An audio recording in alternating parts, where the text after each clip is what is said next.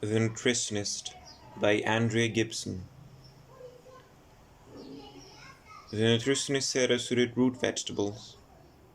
Said if I could get down 13 turnips a day I would be grounded, rooted.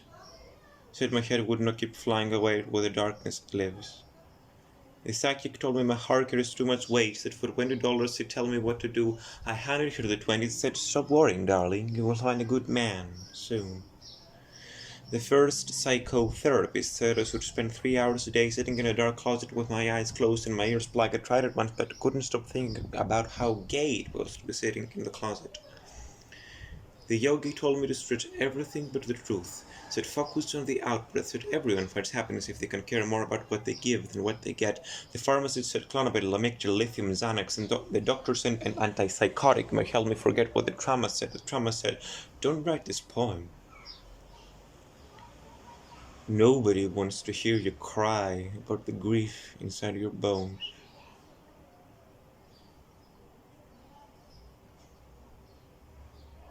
But my bones said, Tyler Clementi dove into the Hudson River, convinced he was entirely alone.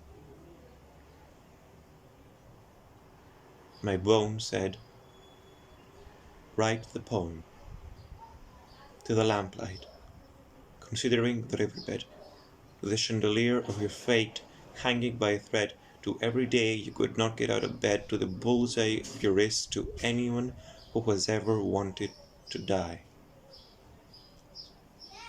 I've been told sometimes the most healing thing we can do is remind ourselves over and over and over. Other people feel this too. The tomorrow that has come and gone and has not gotten better. When you're half finished writing that letter to your mother that says, I swear to God I tried.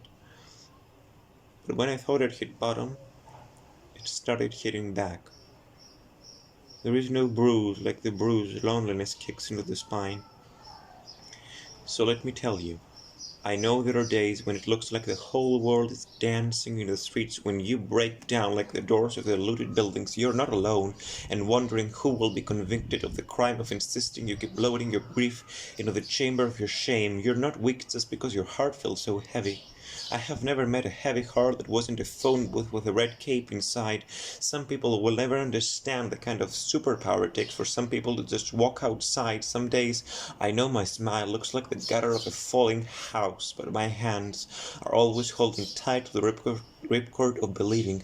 Life can be rich like the soil, make food of decay, turn wound into highway, pick me up in a truck with a bumper sticker that says it is no measure of good health to be well adjusted to a sick society. I have never trusted anyone with the pulled back bow of my spine the way I trusted the ones who come down at the throat screaming for their pulses to find the fight to pound 4 nights before Tyler Clementi jumped from the George Washington Bridge.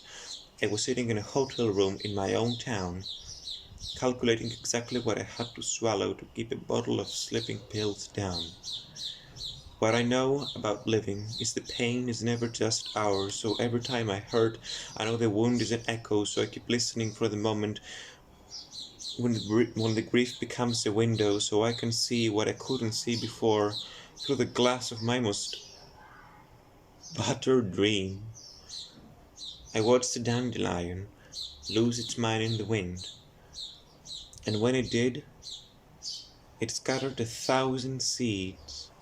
So the next time I tell you how easily I come out of my skin or try to put me back in, just say, here we are, together, at the window, aching for it to all get better, but knowing there is a chance our hearts may have only to skin their knees, knowing there is a chance the worst day might still be coming. Let me say right now for the record, I'm still gonna be here, asking this world to dance, even if it keeps stepping on my holy feet, and you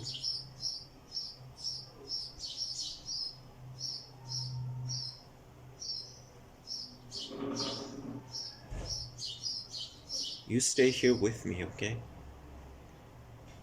You stay here with me, raising your light against the bitter dark, bright longings, brilliant fists of loss, friend.